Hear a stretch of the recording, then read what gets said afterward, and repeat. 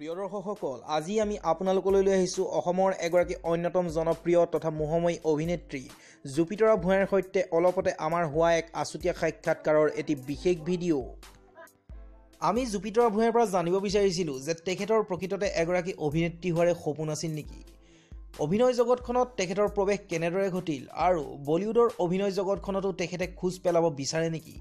এই সন্দৰ্ভত তেওঁ কি উত্তৰ দিলে সেয়া আজি আপোনালোকে এই ভিডিঅ'ৰ যোগে জানিব পাৰিব। সিংগাৰ হয় আৰু মই অভিনেত্ৰী, মোৰ এইখিনি পৰিয়াল। লগতে আপোনালোকে জানিব পাৰিব অভিনেত্ৰীগৰাকীৰ পৰিয়ালত আৰু কোন কোন আছে আৰু তেখেতৰ আহিবলগীয়া এখন বেংগলী ছবিৰ বিষয়ে। সেয়ে আশা কৰিছোঁ আপোনালোকে আমাৰ এই ভিডিঅ'টো শেষলৈকে চাব আৰু ভিডিঅ'টো ভাল পালে নিশ্চয় লাইক কৰিব, শ্বেয়াৰ কৰিব আৰু ভিডিঅ'টো কেনে পালে সেয়া আমাক কমেণ্ট বক্সত জনাবলৈ নাপাহৰিব।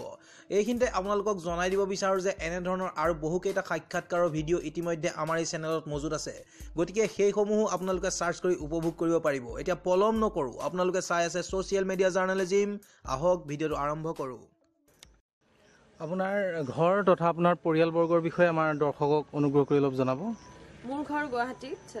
মোৰ দেউতা ডক্টৰ হয় পেছাগতভাৱে, আৰু মোৰ এজনী বাইদেউ আছে। বাইদেউ টিচাৰ হয়, লগতে তাই গানো গায়, ছিংগাৰ হয় আৰু মই অভিনেত্ৰী। মোৰ এইখিনি পৰিয়াল। আপুনি জন্মগ্ৰহণ আপোনাৰ গুৱাহাটীতে হৈছিলে? হয়, মোৰ গুৱাহাটীতে জন্ম, গুৱাহাটীতে শিক্ষা, গোটেইখিনি গুৱাহাটীতে কৰা। যদি দেউতা যিহেতু ডক্টৰ আছিলে, গতিকে বিভিন্ন জেগাত আমি ঘূৰিবলগীয়া হৈছিল, যদিও ফাইনেলি মই এডুকেশ্যন কমপ্লিট কৰিলোঁ গুৱাহাটীৰ পৰা। আপুনি অভিনয়ত অহাৰ পৰিকল্পনা আপোনাৰ সৰুৰে পৰা আছিল নে? সৰুৰ পৰা আছিল মানে আচলতে এনেকুৱা আছিল কথাটো যে অভিনয় মোৰ এটা নিচা আছিলে। মানে সৰুতে মই স্কুলত থাকোঁতে সদায় মানে নাটক কৰিছিলোঁ। স্কুলৰ যেতিয়া এনুৱেল ফাংচন হয় তেতিয়া সদায় নাটক কৰিছিলোঁ বা কিবা, কিন্তু পেছাগতভাৱে সোমাই যাম বুলি ভবা নাছিলোঁ, কিন্তু সেই নিচাটোৱে মোক পেছা হৈ গ'ল। আপোনাৰ প্ৰথম অভিনয় জগতত প্ৰথম আপোনাৰ ছবি কি আছিলে বা কেনেধৰণে আপোনাৰ প্ৰৱেশ ঘটিলে ছবি জগতত?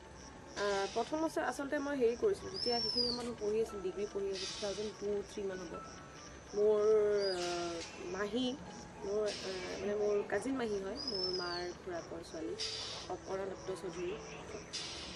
মাহী মানে সেইখিনি সময়ত মাহী গান গাইছিলে, দেৱজিৎ চৌধুৰী, অপৰা দত্ত চৌধুৰী, মোৰ মাহী মোৰ। কিন্তু সেইসময়ত মানে মই তাৰমানে অভিনয়ৰ প্ৰতি খুব আগ্ৰহী আছিলোঁ, আৰু তেতিয়া খুব কমিশ্যন প্ৰগ্ৰেমবিলাক হৈছে দূৰদৰ্শনত। তেনেকৈ মায়ে কৈ থাকে মাহীৰ আগত যে তাই খুব ইণ্টাৰেষ্টেড মানে অভিনয়ত। মাহী মোক এদিন লৈ গ'ল, মানে মাহীৰ ঘৰত মই গৈছিলোঁ। মাহী তেতিয়া কমিশ্যন প্ৰগ্ৰেম এটা কৰি আছিলে, নাৰায়ণ চিলৰ পৰিচালনাত ৰামধেনু বুলি এখন ধাৰাবাহিক এখন মানে হেৰি কমিশ্যনত। তেনেকৈ যোৱাৰ পিছত তেনেকৈ আৰম্ভণি, মাহী লৈ গ'ল মোক সেইখনত।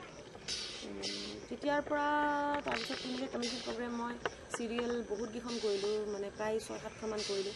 তাৰপিছত প্ৰথম চিনেমাখন কৰিলোঁ 2004-ত, 3-4ৰ মাজত আৰু 3 লাষ্ট এনেকুৱা হ'ব, চক্ৰবেহু বুলি, লেট প্ৰাঞ্জল শইকীয়া ডিৰেক্টৰ, তেখেত ঢুকালে এতিয়া। তাত প্ৰথম মই লগ পাওঁ অভিনয় কৰিবলৈ যাওঁতে, প্ৰথম মই লগ পাওঁ মোৰ খুবেই জনপ্ৰিয় অভিনেতা তপন দাসক। তেখেতে মোৰ দেউতাকৰ চৰিত্ৰত অভিনয় কৰিছিলে, আৰু সেই তেতিয়াৰ পৰাই যি আৰম্ভণি এতিয়ালৈকে কৰি আছোঁ। আপুনি আপোনাৰ ইয়াৰ পৰাও আগবাঢ়ি ধৰক বলিউডত যাবলৈ আপোনাৰ ইচ্ছা আছে নেকি? ইচ্ছাটো নাথাকা কোনো নহয়, কিন্তু অসমখন এৰি যাবলৈ মোৰ কেতিয়াও মন নাই।